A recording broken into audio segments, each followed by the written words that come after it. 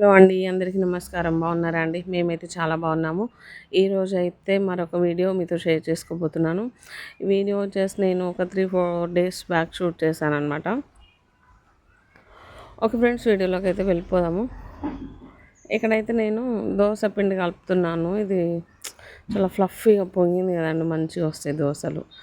Okay, ఇందులో కొంచెం salt వేసి పెట్టాను నైటే. మంచిగా పొంగుతూ వస్తాయి దోశలు కూడా, మెత్తగా సాఫ్ట్గా బాగుంటాయి. దోశలు వస్తే వరుసగా మంచిగా వస్తాయి, లేదంటే అసలు రావండి.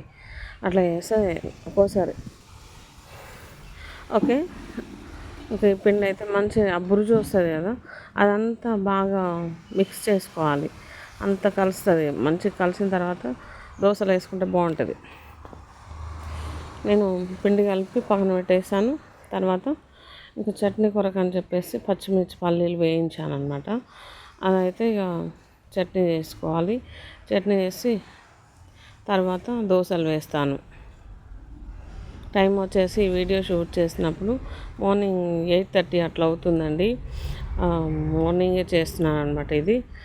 ఓకే ఫ్రెండ్స్, చూసారు కదా, పల్లీలు పచ్చిమిర్చి మంచిగా వేయించి మిక్సీ జార్లో వేసాను. తర్వాత చట్నీ అయితే ఇక పట్టాలి. అది చల్లగా అయిన తర్వాత కొంచెం వాటర్ పోసుకొని మంచిగా జీలకర్ర, ఉప్పు, ఎల్లిపాయలు వేసుకొని పట్టుకుంటే చాలా బాగుంటుంది. కాకపోతే నేను ఎల్లిపాయలు జీలకర్ర వేసాను, అది చూపించలేదు క్లిప్ మీకు. ఓకే, నేనైతే చట్నీ పట్టాను అనమాట. అదొక గిన్నెలోకి తీసేసుకొని తాలింపు పెట్టేసుకుందాము. బాగుంటుందండి. ఏంటంటే మనం ఏం చేసినా సరే కొంచెం కారం తక్కువ వేసుకోవాలి, ఉప్పు మంచిగా వేసుకోవాలి. అంటే ఎక్కువ కాదు కానీ సరిపోయేంత కారం తక్కువ వేసుకుంటే కూర అయినా సరే మరీ తక్కువ అంటే తక్కువ కాదు, ఎక్కువ కాదు, వేసుకోవాల్సినంత వేసుకోవాలండి కారం అంతే. ఇక పచ్చిమిర్చి 2-3 వేసాను అంతే, బాగుంది. ఓకే, ఇది కలిపేసుకొని ఇక తాలింపు అయితే పెట్టుకోవాలి అన్నమాట. మనకి హోటల్లో ఇచ్చే చట్నీ టేస్ట్ అయితే రాదు, కానీ వేరే టేస్ట్ వస్తుంది. కాకపోతే మనదే బాగుంటుంది. హోటల్లో ఇచ్చే చట్నీ అయితే మేము ఎప్పుడో ఒకసారి అంతే, ఎప్పుడో ఒకసారి తెచ్చుకుంటాము. కొంచెం డిఫరెంట్ టేస్ట్తో బాగుంటుంది. ఎందుకో తెలియదు ఏమేమి వేస్తారో అందులో. పచ్చి కొబ్బరి అయితే వేస్తారనుకుంటాను. ఓకే ఫ్రెండ్స్, ఇదైతే ఇంకా ఈ కన్సిస్టెన్సీ ఉంటే సరిపోతుంది. మరీ లూజ్ కాకుండా మరీ గట్టిగా కాకుండా ఇలా ఉంటే సరిపోతుంది.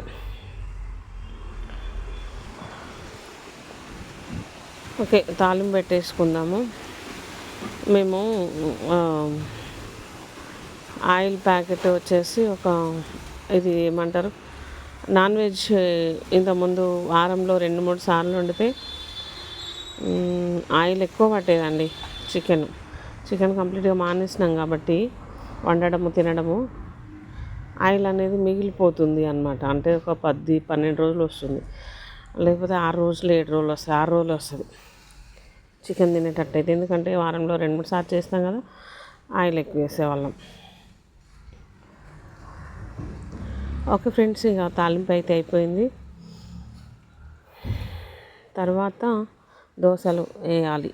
ఇది బాగా కలిపేసుకుందాము. ఆయిల్ పచ్చళ్ళలో కలిసేంత వరకు.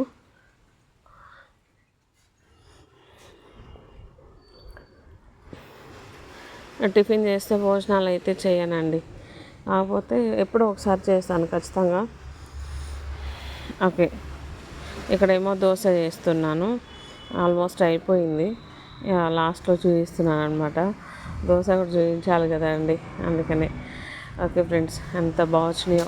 పైన క్రిస్పీగా, లోపల సాఫ్ట్గా ఉంటుంది, బాగుంటుంది. ఇది చాలా అయితే మంచిగా సాఫ్ట్గా వస్తాయి దోశలు ఉంటాయి. ఆ కలర్ చూడండి ఫ్రెండ్స్, చాలా బాగా వచ్చింది. నాన్ స్టిక్ పెనం కదా, అట్లా వస్తాయి అన్నమాట. కొన్ని దోశలు అయితే తెల్లగా వస్తాయి. ఓకే, ఇక్కడేమో నేను కొంచెం రైస్ వండాను. ఇంకా ర్యామ్స్ ఆఫీస్కి వెళ్తాడు కదా, తినేసి అని చెప్పి రైస్ వండాను అనమాట. తర్వాత ఆలుగడ్డ కర్రీ చేస్తున్నాను. అవి 2 కూడా తినలేదు ఆయన. దోశలు తినేసి ఆఫీస్కి వెళ్ళిపోతే ఇంకా మేమైతే హ్యాపీగా తినేసినాం భోజనం కూడా మధ్యాహ్నం టైంలో. ఇది నేను 3-4 డేస్ బ్యాక్ షూట్ చేశాను చెప్పాను కదా. ఓకే, ఇక్కడ చూడండి, కొంచెం ఆయిల్ పోసుకున్నాను.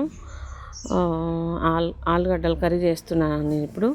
దీంట్లోకి జీలకర్ర, మెంతులు, పసుపు ఇవన్నీ వేసేసుకుందామండి. ఆనియన్స్ ఇట్లా బాగుంటుంది ఆలుగడ్డల కూర. ఇక ప్రతి వీడియోలో చెప్తాను. నేను ఈ మధ్య బాగా వండుతున్నాను ఆలుగడ్డలు తింటే బాగుంటుంది. దాని ఎఫెక్ట్ కూడా వెంటనే చూపిస్తుందండి. ఈవినింగ్ కల్లా కాళ్ళు విపరీతంగా పెయిన్ఫుల్గా ఉంటాయి అన్నమాట. బాడీ అయినా సరే, కాళ్ళు అయినా సరే. ఓకే, ఆనియన్స్ ఇంకో పెద్ద సైజు ఆనియన్ తీసుకొని వండుకున్నా బాగుంటుంది ఆలుగడ్డలు వేసి. ఓకే,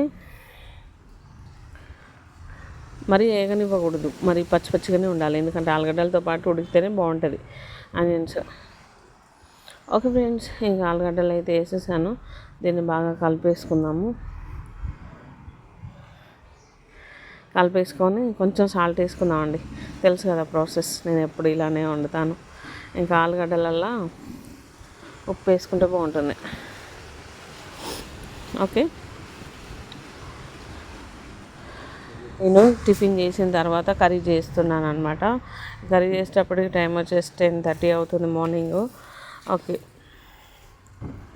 అక్కడైతే ఇంకా కలిపేస్తున్నాను అనమాట. ఆల్మోస్ట్ ఉడికినట్లే, తొందరగా ఉడుకుతుంది. సిమ్ ఫ్లేమ్లో పెట్టి కొంచెం సాల్ట్ వేసుకుంటే మనకి మంచిగా ఉడుకుతుంది, తొందరగా అయిపోతుంది.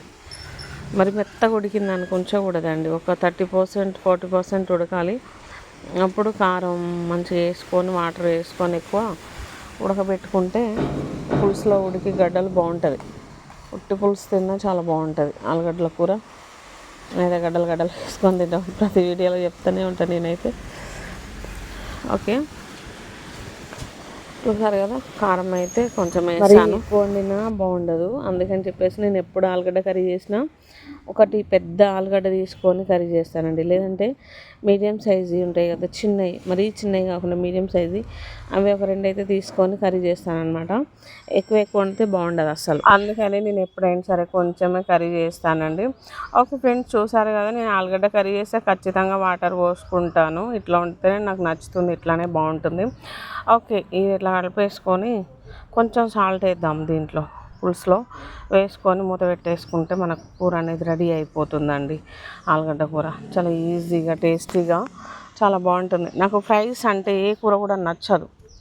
ఫ్రై చేసడం అనేది ఏ కూర కూడా అసలు నచ్చదు. అంటే పులుసు కర్రీస్ చాలా ఇష్టం, బాగుంటాయి. ఓకే ఫ్రెండ్స్, చూసారుగా, సాల్ట్ వేసాను. మూత పెట్టేసుకొని ఒక 5 నిమిషాలు అయితే ఉడికిద్దాం. పెట్టేసుకొని 2 నిమిషాలు ఉడికిద్దాము. ఇక్కడ రైస్ కూడా పెట్టేశాను. నేను ఇంత తొందరపడి చేశానండి, హ్యామ్స్ తినకుండా ఆఫీస్కి వెళ్ళిపోయింది. చూడండి, నాకు గ్యాస్ పొయ్యి అయితే మెస్సీ అయిపోయిందండి. బాగా ఆయిల్, అంటే దోశ చేశాను కదా, అంతే మెస్సీ అయిపోయింది. వంట అయిపోయేసరికి ఎట్లా యథావిధిగా ఉంటుంది, మళ్ళీ ఎప్పట్లా అని క్లీన్ చేయనిలాగా. ఓకే ఫ్రెండ్స్, నాకు ఆలుగడ్డ కర్రీ రెడీ అయిపోయింది. నాకు చూసానే మంచిగా తినాలనిపిస్తుంది. ఓకే, ఈ వీడియో నచ్చితే లైక్ చేయండి, షేర్ చేయండి, సబ్స్క్రైబ్ చేసుకోండి. బాయ్.